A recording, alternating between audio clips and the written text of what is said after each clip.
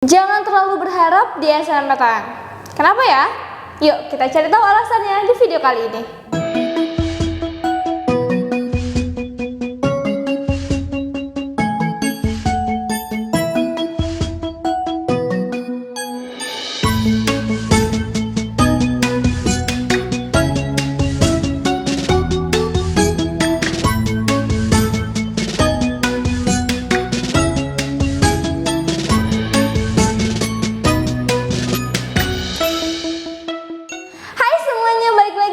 Media Channel.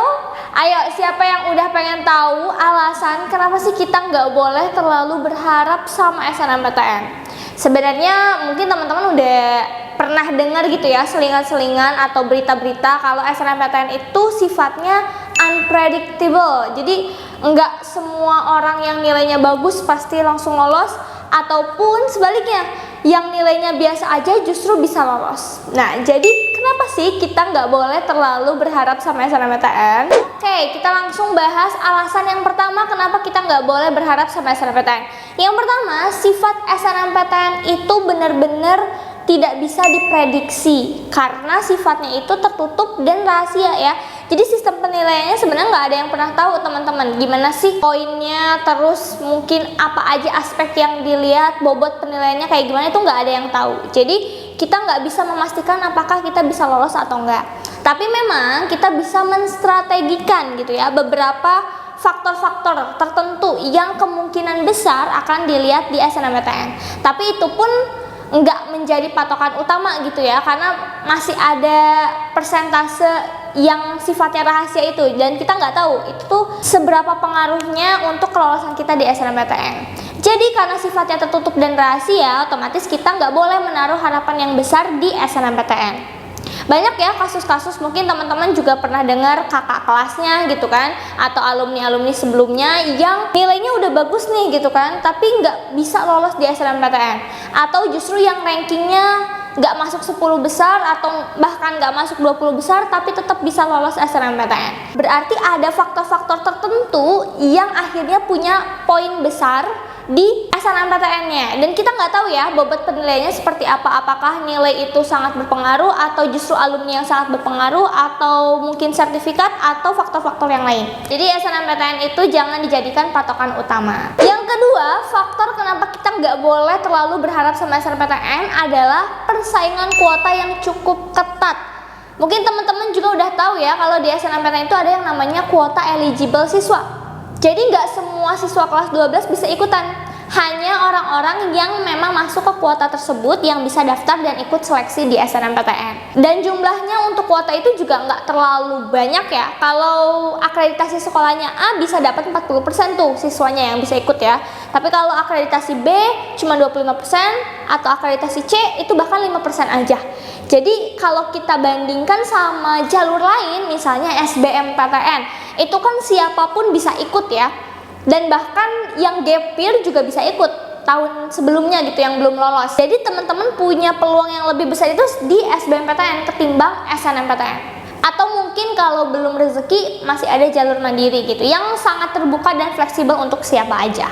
Selain kuota eligible yang memang sedikit, daya tampung di PTN untuk SNMPTN juga berkurang. Nah, ini adalah faktor yang ketiga. Kalau dulu mungkin jalur SNMPTN itu bisa membuka 40% atau 30%. Nah, kalau sekarang rata-rata udah ada PTN yang hanya 20% aja untuk SNMPTN. Kebayangkan dari 100% cuman 20% untuk SNMPTN. Sisanya buat jalur yang lain, bahkan lebih banyak ada di SBMPTN. Atau ada juga beberapa yang memperbanyak di kuota jalur mandiri. Jadi sangat disarankan untuk tidak menaruh harapan terlalu besar di SNMPTN.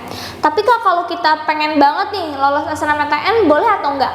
Boleh, tapi tetap harus mempersiapkan alternatif lain ya. Alternatif apa sih yang bisa kalian siapkan selain SNMPTN? Tentunya kalian itu harus fokus dengan jalur yang lain, yaitu yang bisa aku sarankan adalah SBMPTN. Kenapa SBMPTN? Karena kan kalau jalur mandiri tuh ada banyak biaya yang harus dikeluarkan ya. Terus juga banyak persyaratan-persyaratan lain yang mungkin gak semua siswa bisa ikut seleksi mandiri. Jadi aku lebih menyarankan SBMPTN. Satu, meskipun dia berbayar tapi masih bisa dijangkau gitu ya.